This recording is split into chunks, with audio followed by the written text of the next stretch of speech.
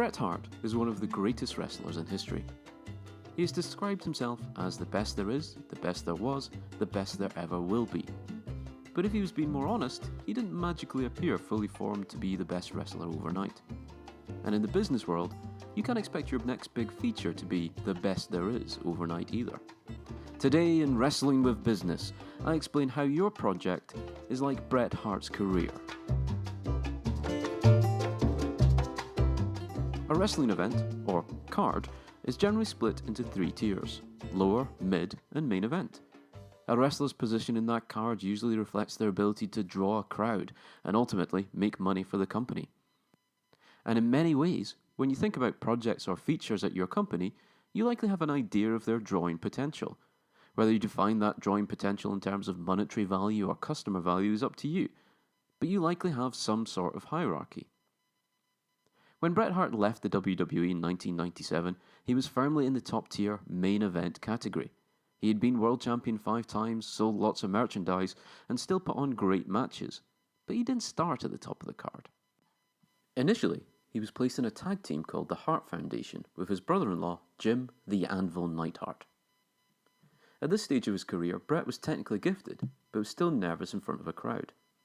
By pairing him with an experienced partner, they allowed him to refine his skills, and this gave the company an opportunity to understand Bret's potential. During this period, he was portrayed at first as a heel, a bad guy, and then a babyface, a good guy. Throughout this period, booking agents backstage were keeping a close eye on the crowd reaction. Was Bret getting over with the audience? Which role did they prefer him in? And how did the crowd react to his unusual pink and black ring attire? The team stayed together for roughly 5 years, during which time Bret's character had been refined through experimentation.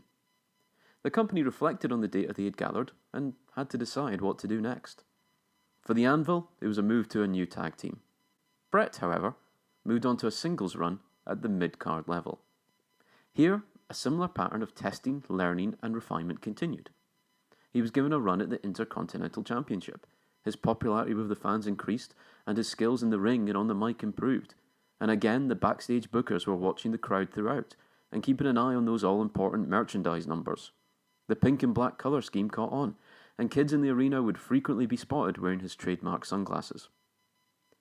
The pattern that saw him progress from tag team champion to intercontinental champion was repeated. The bookers reviewed their data and made a decision on what to do next.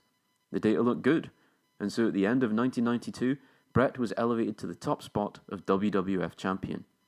8 years after joining the company, he had been refined into a main eventer. So he didn't become a champion overnight, and you can't expect that your feature will be a world champion overnight either. Sure, there are exceptions to the rule. Brock Lesnar, for example, became a champion in his rookie year, but to condense that timeline for him, the company funneled considerable resources into that project. They paired him with a known entity in the form of a manager, Paul Heyman. Heyman had been in the business for years and, like Bret, had had his character shaped and refined throughout years of testing with the crowd. The parallels between Bret's journey to being the best there ever was and how you should launch your project should be clear.